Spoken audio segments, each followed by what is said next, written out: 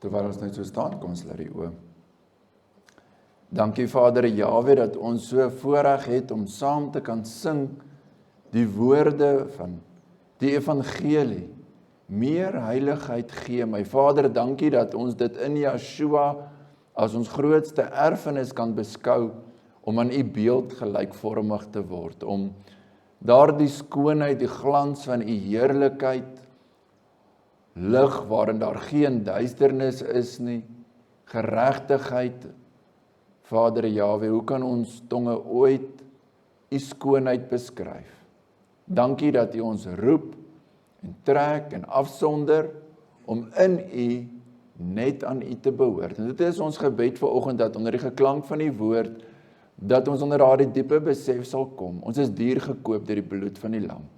Ons behoort aan u en daarom ons begeerte om net u te dien en by u te wees.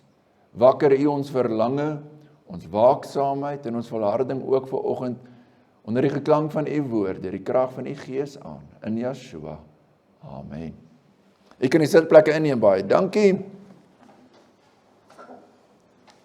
Nou ja, ons begin vanoggend met Filippense 1 dan. Ons het by die vorige geleentheid Filippense bietjie die inleiding gegee en gesê daar is so 7 hoofopskrifte, waarvan die eerste deel dan is die blymoedige dienskneg. Die blymoedige dienskneg, en ons gaan 'n hele paar verse daar hanteer. En vanoggend dan net eers, soos dit in ons Afrikaanse Bybel staan, opskrif en seëngroet. So ons lees Filippense 1, maar ek gaan so 'n bietjie ter wille van die konteks die Filippense 1 vanaf vers 1 tot 11 lees. Paulus en Timoteus, diensknegte van Yeshua Messia, aan al die heiliges in Messia Yeshua wat in Filippi is, saam met die opsieners en diakens. Genade vir julle en vrede van God, onse Vader en die Heerser Yeshua Messia. Ek dank my God elke maal as ek aan julle dink, en ek bid altyd in al my gebede vir julle almal met blydskap oor julle gemeenskap aan die evangelie van die eerste dag af tot nou toe, omdat ek juis hierop vertrou dat hy wat 'n goeie werk in julle begin het, dit sal volëindig tot op die dag van Yeshua Messia. Soos dit vir my reg is om dit van julle almal te dink, omdat ek julle in my hart dra. Aangesien julle almal in my boeye, sowel as in die verdediging en bevestiging van die evangelie my deelgenote in die genade is. Want God is my getuie hoe ek na julle almal verlang met die innige teerderheid van Yeshua Messia. En dit bid ek dat julle liefde nog meer en meer oorvloedig mag word in kennis en alle ervaring, om die dinge waar dit op aankom te onderskei, sodat julle rein en vir niemand 'n aanstoot mag wees nie, tot op die dag van Messia, vervul met die vrug van geregtigheid, wat daar is deur Yeshua Messia, tot heerlikheid en lof van God.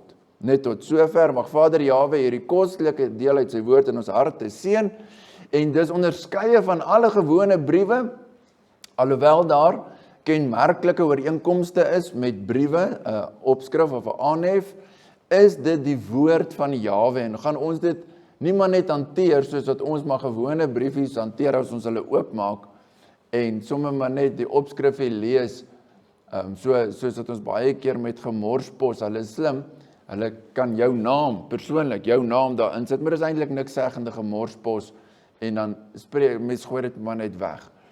Nou, wanneer Paulus die gemeente aanspreek, is daar tog 'n uniekheid, en daar is konteks, en dit is ons doel om dan vanoggend so 'n bietjie by vers 1 en 2 stil te staan, die blymoedige dienskneg, deel 1, en ons kyk na vers 1 en 2. Paulus begin met wat hy, en dit is interessant, daar's baie briewe, sommige het ooreenkomste en sommige het verskille.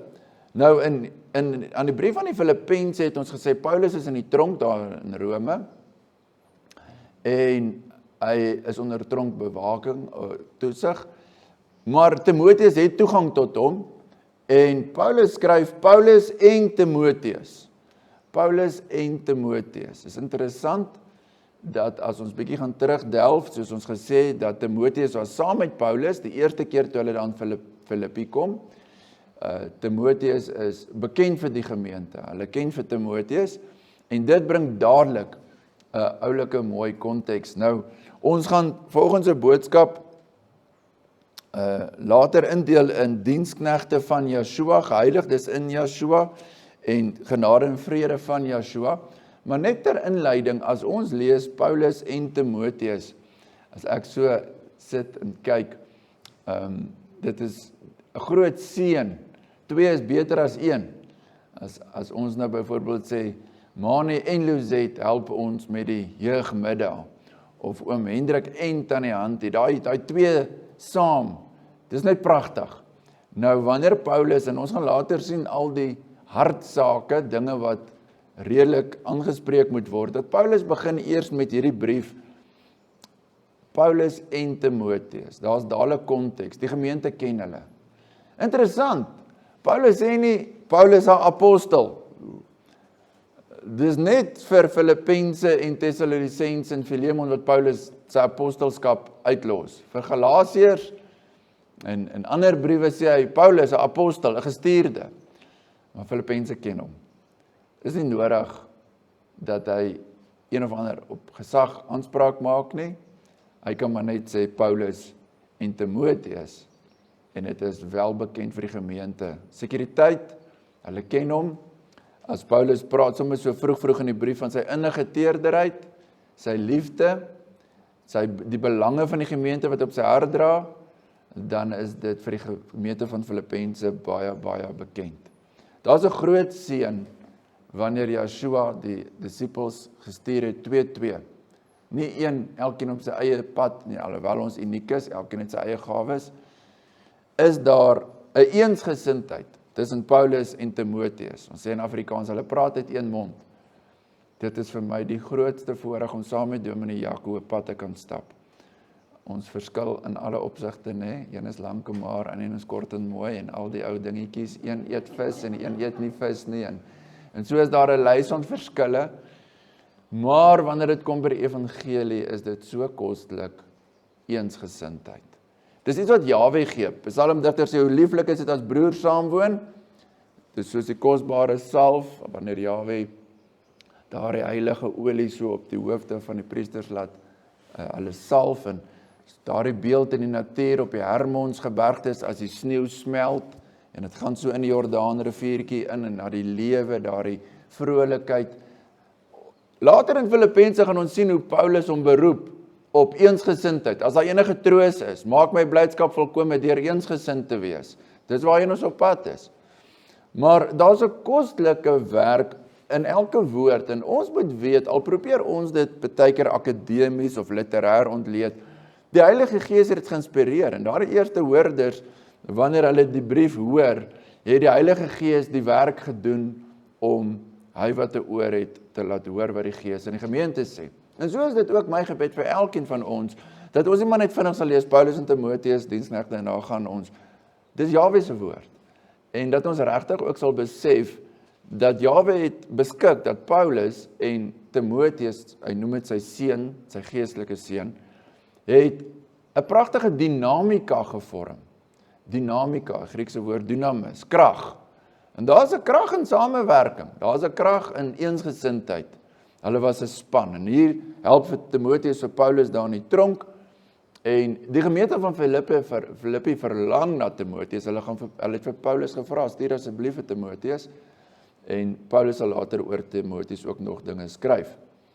Die volgende woord, Paulus en Timoteus, en ek het reeds dit vermeld, Paulus ontbreek die woord 'n apostel, 'n gestuurde, persoon na wie jy kan opkyk, hy los dit.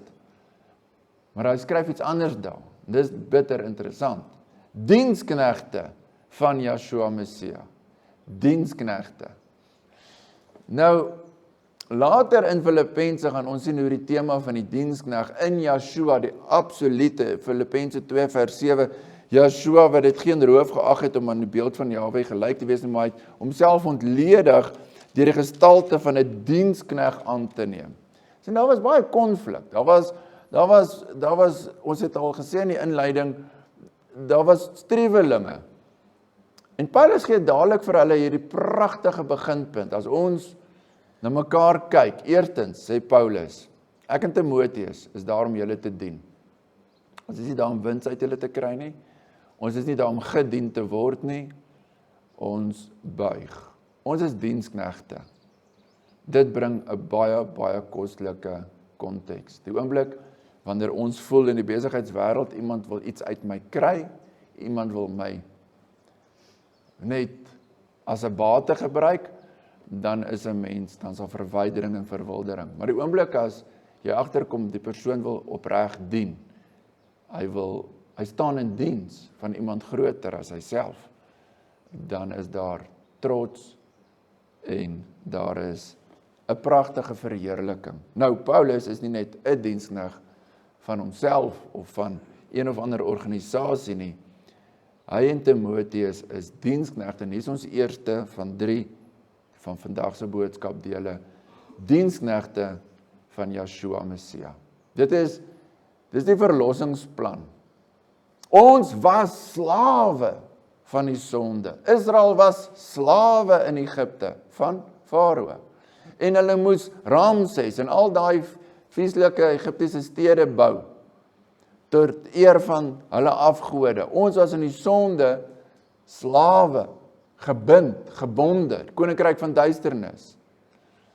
So wanneer Paulus sê ons is diensknegte van Yeshua Messia, is dit al reeds evangelie. Ons is vry om aan 'n ander te behoort. Ons is duur gekoop, gebonde aan Yeshua. Nou ons sal sien dat, en dit is 'n realiteit wat elkeen van ons moet onthou. Jy sal altyd 'n slaaf wees van iemand, 'n koninkryk. Jy het nie die reg of die soewereiniteit om op jou eie planeet te sit en te sê ek heers. Nee, daardie bekende ou Victoriaanse gedig Captain of my own soul, nee, opspraak gemaak. Daar bestaan nie so iets nie. Niemand is soewerein nie. Jy is 'n baie klein skepping wesetjie en jou dienste, jou wese is of in slaafskap aan die Satan of aan toewyding diensknegt van Yeshua. Die bergpredikasie Matteus 7, niemand kan 2 Here dien nie. Want hy sal of die een lief hê en die ander een verag. Dit is 'n voorreg. Dat wanneer ons Jahwe lief het, wanneer Paulus en Timoteus absolute getroue diensknegte van Yeshua is, beteken dit hulle rug is op die wêreld. Hulle is nie meer slawe van eie ek of eie gewin nie. Hulle is knegte van Jahwe. Hierin is vir Israel die hoogste roeping. Israel, knegt van Jahwe. Die mooiste godsmanne in die Bybel, en dit sê ek mooiste verhale vir die kinders. Manne soos Abraham, Josua, Dawid word almal diensknegte van Jahwe genoem. Hulle staan in diens van Jahwe. Dawid het sy geslag gedien. So aanvanklik in die Romeinse kultuur, as jy praat van 'n slaaf, Grieks doulos, dan is dit sleg, dis 'n skeldwoord. Dit is in 'n konteks van jy het geen regte nie. Jy het geen voorregte nie. Jy het nie 'n toekoms nie. Jy moet alles wat jy is inspann in diens van iemand anders. Jy is swak. Jy het nie een of ander status nie. Jy is maar net 'n knegt. Dis die taal van die tyd. So vir die eerste hoorders was dit redelik vernederend as Paulus en Timoteus hulle self beskou as doulos, as knegte, slawe. Nie aanstellerig nie. Maar die kostelike deel daarin, en ons sien die wysheid wat van bo is. Kan julle onthou wat sê 1 Korintiërs 1:25? Kom ons lees hom gou. Wat swak is by God is sterker as die mens. 1 Korintiërs 1:25. Die wysheid van Jahwe is reeds om die swakkes te gebruik, om hulle wat arm van gees is, sê die koninkryksbeginsel in Matteus. Salig die wat arm van gees is, en hulle behoort die koninkryk. 1 Korintiërs 1:25, wat dwaas is by God is wyser as die mense, en wat swak is by God is sterker as die mense. Deur vernedering is daar verhoging. Dit is die tema later in Filippense, Yeshua wat homself verneder, die gehoorsame knegt. En daai is die krag, en daai is die gesag. En Paulus en Timoteus besef dit. Paulus sê ek is 'n dienskneg. Ek is niks. Galasiërs 2:20. Yeshua is alles. Johannes die Doper sê ek moet minder word en hy moet meer word. En Johannes die Doper was van die wat uit vroue gebore is die grootste profeet. Daar is in die evangelie vir elkeen van ons die beginsel. Hy wat die meeste wil wees, moet die minste word. As jy wil heers en gesag en leierskap uitoefen, begin te dien. En dit het vir Paulus en Filippense regtig gesag gegee, hy het gedien. Hy was 'n dienskneg van, en nou is dit so mooi, Yeshua, Messia. Yeshua, die koning wat self dienskneg geword het, die kneg van Jahwe. Van die mooiste tekste in die Ou Testament rondom die kneg van Jahwe is Jesaja 42. Kom ons blaai gou almal saam soontoe. Jesaja 42. Is mooi, God die Vader, God die Seun, God die Heilige Gees, al drie. Hierdie teks is dan ook spesiaal met Yeshua se doop vervul toe die stem uit die hemel kom, die Vader wat sê dis my geliefde seun, wie my siele welbehaag het, en die Heilige Gees op hom neerdal soos 'n duif. Jesaja 42 vers 1, daar is my kneg, hoofletter, wat ek ondersteun, my uitverkorene, in wie my siel 'n welbehaag het. Ek het my gees op hom gelê. Hy sal die reg na die nasies uitbring, hy sal nie skreeu of uitroep of sy stem op die straat laat hoor nie, die geknakte riet sal hy nie verbreek en dowwe lamp het nie uitblus nie, met getrouheid sal hy die reg uitbring. Wanneer ons die liefde van die Vader teenoor die Seun sien, dan kan ons besef hoekom Paulus en Timoteus graag diensknegte van die Seun wil wees. Want wie die Seun volg, eer die Vader. So wanneer Yeshua die gesalfde is, Messias, dan is dit hierdie teks wat vir ons baie mooi duidelik uitstaan. Die Gees van Jahwe is op hom, die gesalfdheid om 'n spesifieke doel te dien, om die redding van Jahwe vir sy volk te bring, die geknakte riet te heel, die dowwe lamp het nie te blus nie, die reg van Jahwe, die genade jaar van Jahwe, Jesaja 61. Die Gees van Jahwe is op my, omdat hy my gesalf het om 'n blye boodskap te bring. So wanneer ons Yeshua Messia verstaan en liefhet, sy koningskap, sy gesalfdheid, dan is dit 'n eer. Dis 'n eretitel. Ek is 'n dienskneg van Yeshua Messia. Ek is 'n dienskneg. Ek moet sê, ek het as kind groot geword met sekere spreektaal, dinge wat mense gesê het, en van pastoor Neser, daar waar ek groot geword het as 'n ou klein seentjie, dan het ek gehoor die mense praat van hy is 'n dienskneg van Jahwe. En in ons koppe was dit nie 'n slegte, iemand is 'n dienskneg, dit was eintlik 'n voorreg. Dis iets om, soos Paulus sê, hy wat na opsienersamp verlang, voorganger wil wees, dis 'n voortreffelike werk. Ons het nog ons respek gehad. Eintlik was ons kinders baie bang, want ons was bang hy kom deur ons sien, soos die profete van ouds, en ons sondes daar voor die hele gemeente openbaar. Jy was dit 'n heilige vrees gehad. En dis kostelik, dat ons nie hoef te veg vir autoriteit nie, mans hoef nie te bulder nie, jy hoef nie deur te skree en te skree, oom Hendrik het dit so mooi gelees in Efesiërs 4 vanoggend, verwyder alle geskreeu, verwyder alle woede. Man se gesag lê nie in woede nie, man se gesag lê nie in geïrriteerdheid en frustreerdheid nie, jou gesag lê in Yeshua 'n dienskneg te wees. Man van God, diensknegte.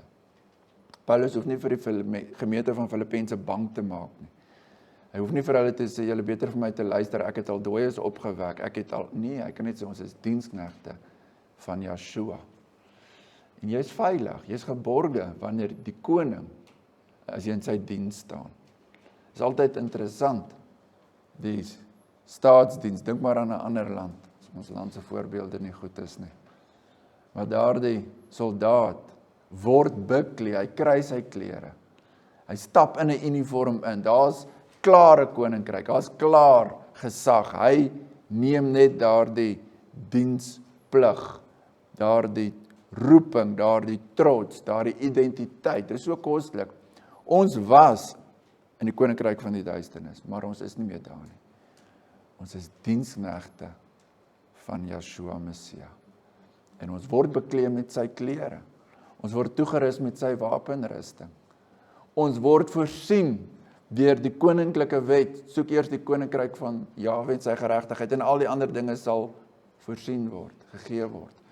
So om in sy koninkryk te dien, is ons veiligheid, is ons sekuriteit, is ons roeping. En dis waar Paulus in Timoteus staan. En dis wat kostelik is. Maak nie saak wat hy vorentoe met die gemeente van Filippense gaan deel en wil deel nie. Dis hy vanuit die standpunt, dis sy posisie. Die tweede deel beweeg hy weg van wie hy is, sy aanhef en groet, na wie hulle is. Aan wie skryf hy? Hy skryf aan al die heiliges in Messia Yeshua. Nou, dit is baie keer belangrik, dat ouers vir kinders onthou wie jy is. As ons na daai mense toe gaan, moenie ons naam deur die modder sleep nie. Onthou wie jy is, onthou jou identiteit. Moenie vergeet nie. En wanneer Paulus vir die gemeente aan Filippense skryf, herinner hy bring 'n suiwere gesindheid. Ons is nie maar net sommer 'n klomp mense wat bymekaar kom nie. Ons het nie maar self besluit, ons wil hier wees nie. In hierdie woorde, die heiliges in Messia Yeshua is die raadsplan van God. Dink daaroor. In hierdie 4-5 woordjies, die heiliges in Messia Yeshua is die raadsplan van Jahwe. Efesiërs 1:3, ons is in Yeshua uitverkies voor die grondlegging van die wêreld, met 'n doel om voor Jahwe te staan, rein, heilig, sonder gebrek, in liefde, tot sy verheerliking. Weereens, ons was uit die tuin van Eden uitgedryf deur Adam en Eva, in Adam en Eva. Ons was in 'n wêreld van dorings en distels. Maar Jahwe, wat 3 maal heilig, heilig, heilig, heilig is, verterende vuur, ontoeganklike lig bewoon, het deur sy groote barmhartigheid Yeshua gestuur om ons te verlos en in hom te reinig en te heilig, af te sonder. Let baie mooi op daai ou klein Afrikaanse woordjie in. Ons is nie uit onsself uit anders, of uit onsself uit een kant nie. Ons is in Messia Yeshua. Ons is in die gesalfde.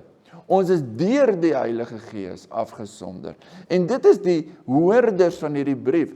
Alles wat gesê word, word gesê omdat hulle in Yeshua is. Paulus kan vir hulle sê, moenie elkeen na sy eie belange omsien nie. Maar soos Yeshua, en dan kan hy aangaan, want ons is in hom. Hy is ons alles, hy is ons identiteit.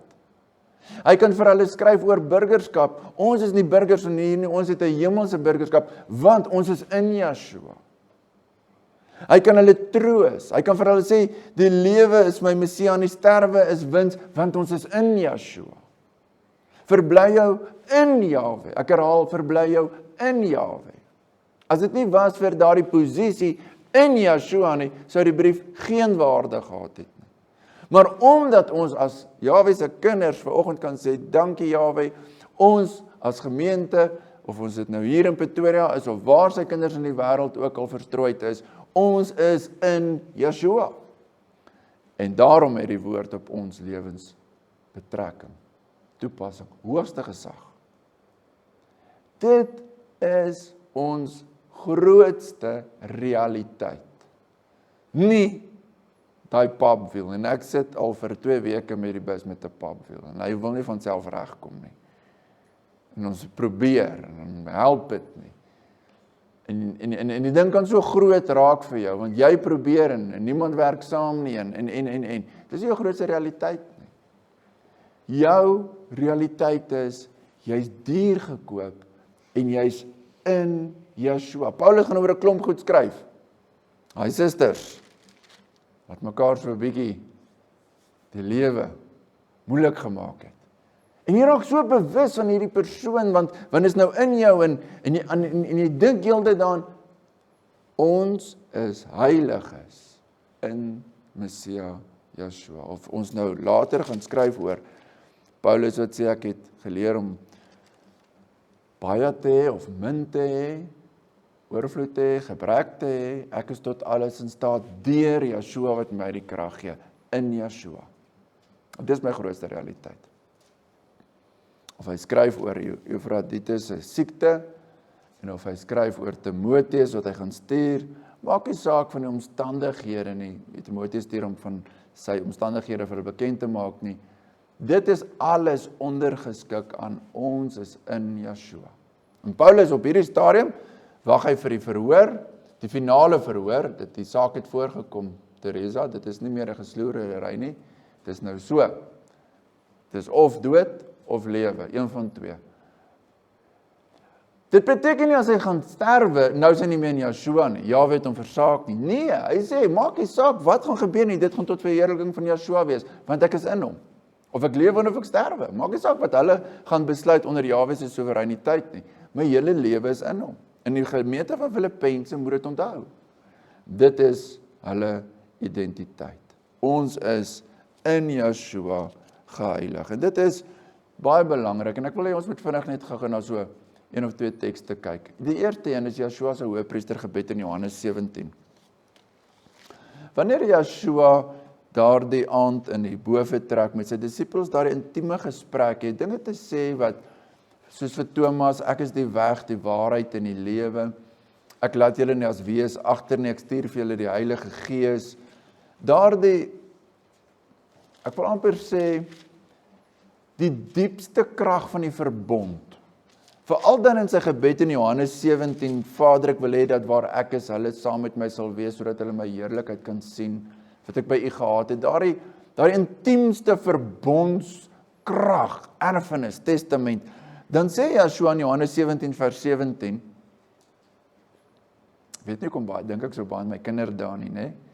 Die van julle wat ooit daar in vereniging was, vir video kyk, voorpastoor Neser se kansel, daar gestaan, heilig hulle in u waarheid, u woord is die waarheid. Johannes 17, dit is so in jou hart ingeprint. Dit is wat die woord van Jahwe doen. Dit sonder ons af. Yeshua sê, Vader, heilig hulle in u waarheid, u woord is die waarheid. En dan vers 19, en ek heilig myself vir hulle. Dit is wat die gemeente van Filippense moes onthou het. Hoe is ons geheilig in Yeshua? Hoe het ons daar gekom? Hebreërs sê dit so duidelik in Hebreërs 10, deur die liggaam van Yeshua. Yeshua sê, ek heilig myself vir hulle. Die eerste Adam het presies die teenoorgestelde gedoen. Ons was in die eerste Adam, in die tuin van Eden, afgesonder binne die grense in die tuin. Maar deur die sonde, deur die ongehoorsaamheid, is ons uitgedryf in 'n wêreld van dorings en distels. Die tweede Adam kom en ons word in hom, ontvang ons die reiniging van die sondes, die heiliging om voor die Vader te staan. Kom ons lees dit in Hebreërs 10. Hebreërs 10. Dit was nie net 'n vinnige besluit of 'n vinnige klein saakie nie. Die hele roeping, die messiaskap van Yeshua het ons geheilig. En daarom is dit so belangrik, ons is geheilig in Yeshua. Wat beteken dit vir jou? Kan jy dit vir iemand anders te verduidelik? Het jy dit al vir jouself uitgemaak? Want as jy dit nie bedink en vir jouself koester nie, dan gaan ons maar as vreemdelinge ook ten opsigte van die evangelie leef op aarde. En ons moet nie. Ons is baie spesifiek afgesonder. Hebreërs 10, die bekende, vers 7, wel vanaf vers 5 praat hy oor die slagoffer en spysoffer wat u nie wou hê nie, vers 7, toe het ek gesê, kyk, ek kom in die boekrol is dit van my geskrywe, dit beteken voor die grondlegging van die wêreld, om u wil te doen, o God, nadat hy hierbo gespreek het, slagoffer en spysoffer en brandoffer, en sondoffer wou u nie hê, en het u nie behaag nie, wat volgens die wet geoffer word, het hy daarna gesê, kyk, ek kom om u wil te doen, o God. Hy neem die eerste weg om die tweede te stel. Baie belangrik, ek hoop hy is in julle Bybels onderstreep, Hebreërs 10 vers 10. Deur hierdie wil is ons geheilig, deur die offer van die liggaam van Yeshua Messia, net eenmaal. Ewig volmaak. Hierdie wil, waar Yeshua in die tuin van Getsemane bid, nie my wil nie. Die lied wat ons gesing het, so mooi, U wil, o Jahwe. Dit is omdat hy ons deur sy wil afgesonder het tot diensbaarheid, tot geheiligdes, dat ons kan sê, Vader, U wil, o Jahwe. En dis wat Filippense moes onthou het, dat ons is eenmaal deur die kosbare offer van Yeshua volmaak geheilig. Hebreërs het bietjie voor dit, en nou dink ek aan die boodskappe so 2-3 jaar terug, Hebreërs 2, as julle vinnig soontoe sal blaai, Hebreërs 2 vers 10, want dit het hom betaam ter wille van wie alle dinge en deur wie alle dinge is, as hy baie kinders na die heerlikheid wou bring, dis die proses van afsondering, en in sy heerlikheid, om die bewerker van hulle saligheid deur lyde te volmaak, want hy wat heilig maak, sowel as hulle wat geheilig word, is almal uiteen, om hierdie rede skaam hy hom nie, om hulle broeders te noem nie.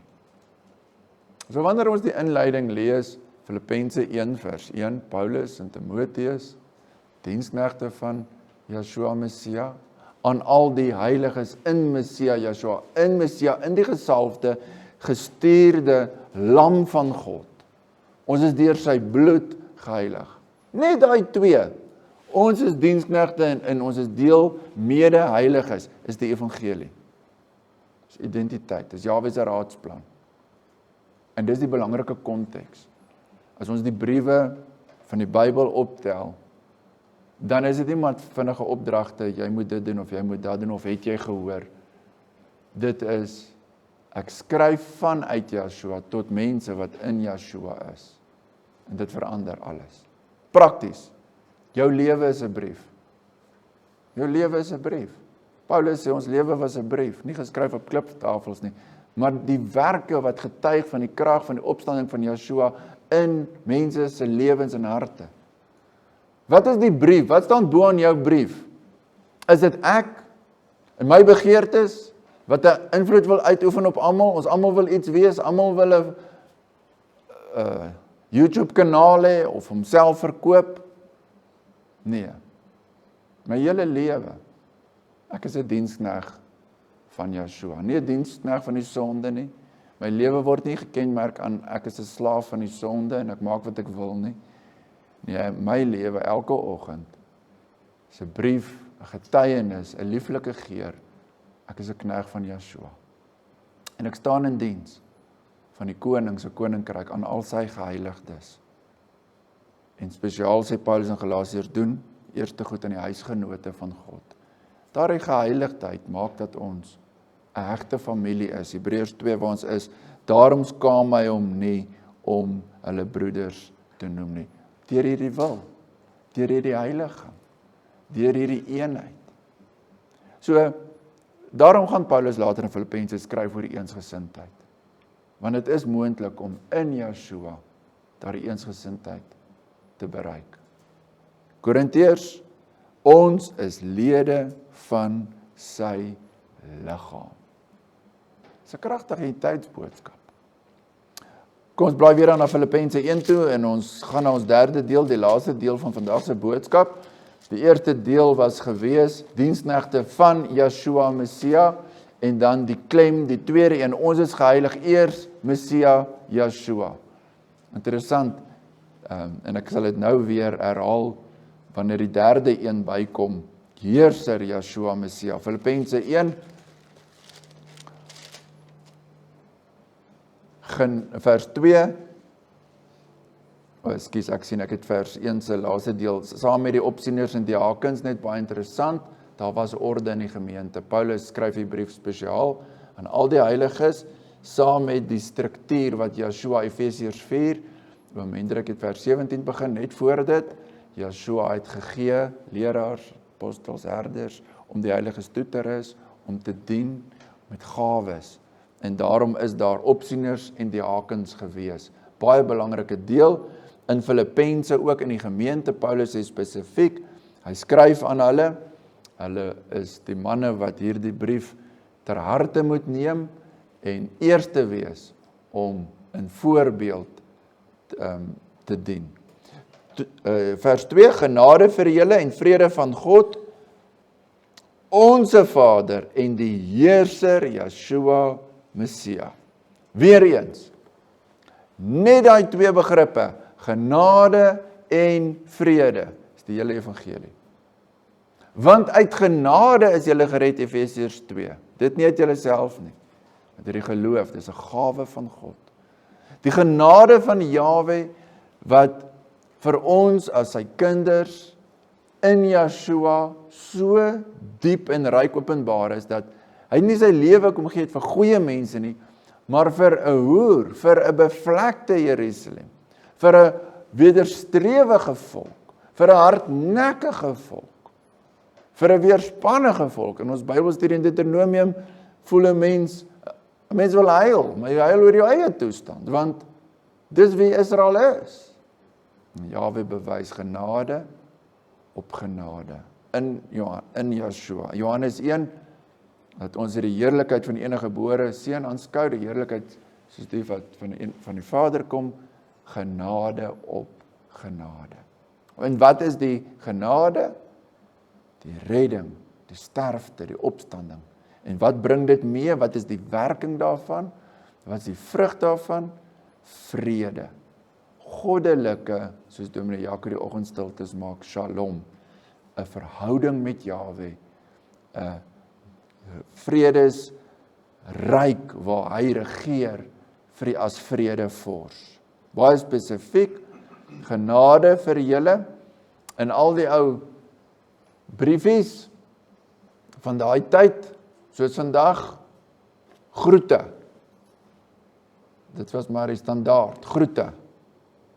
En Paulus vat daai woord en hy vervorm hom na charis, goddelike genade en vrede. Hy sê spesifiek, is nie algemene groete nie, is nie algemene genade en vrede nie, dis vrede van God. En dit is nie net 'n God wat daar ver is nie, die wonderlikste, die mooiste verhaal, die verlore seun kom huis toe, en dis die Vader wat hom omhels met liefde. God onse Vader, huislik, ons identiteit. Ons is nie net diensknegte nie, ons is kinders. Ons hoort en behoort aan Jahwe. Hy is die een onder wie ons, soos Filippense later gaan sê, ons sorg en ons troos vind. En dan spesifiek die pragtige boodskap in die Romeinse tyd was daar Caesar aanbidding, keiserlike aanbidding.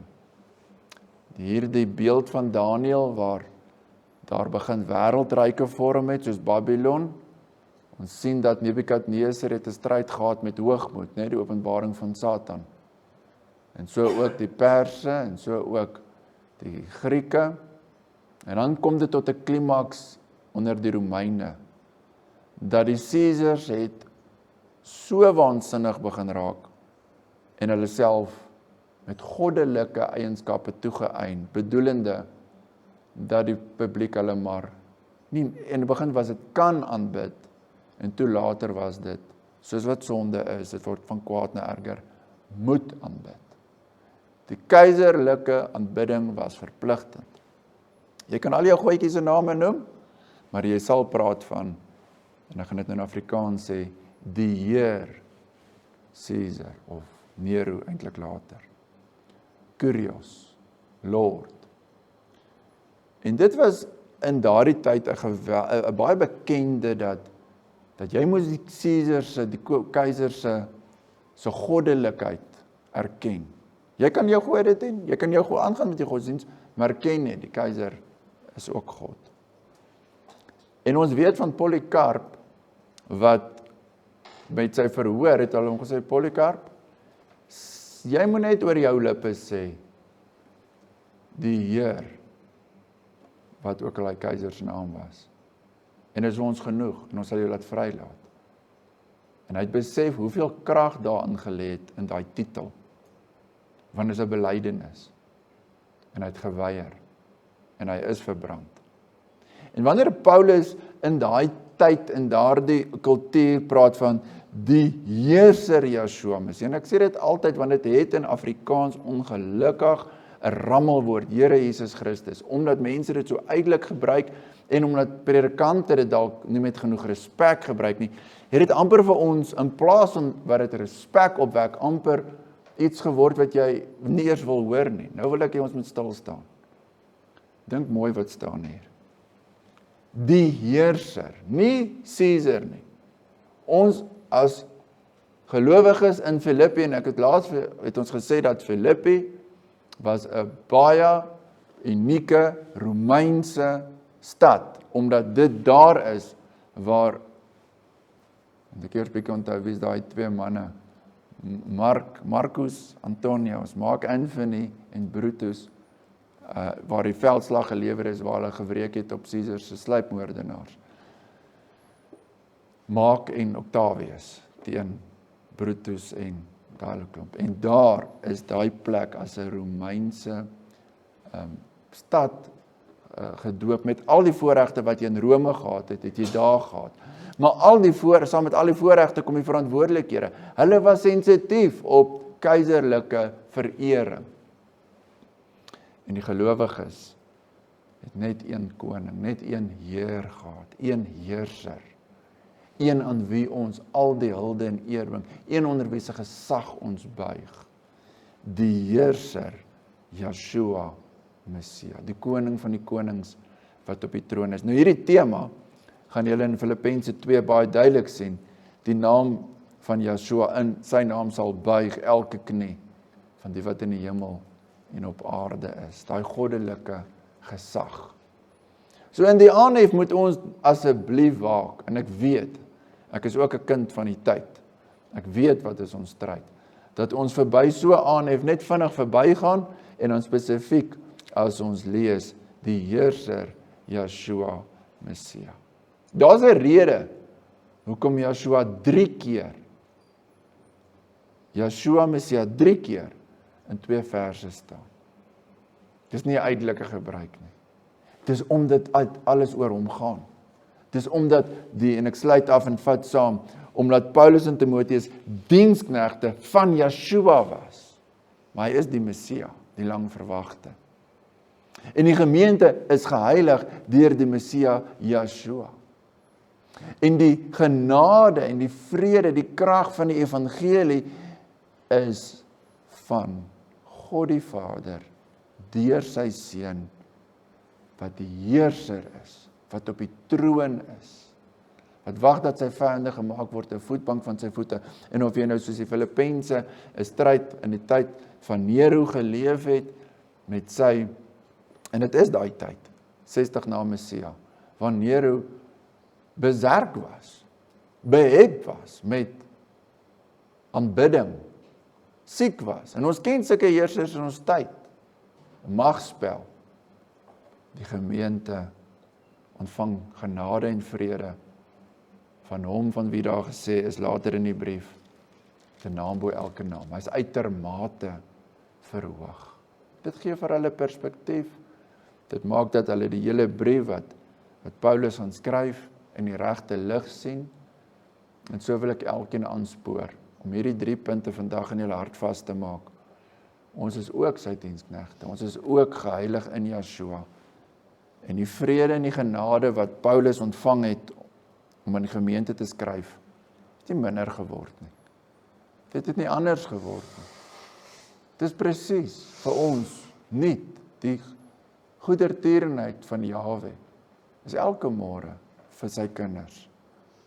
En dit is vir ons toepaslik om met hierdie inleiding na die hele brief te kyk en te vra, Vader, help my dat ek vanuit die regte oogpunt na u woord kyk. Kom ons staan en bid ons saam.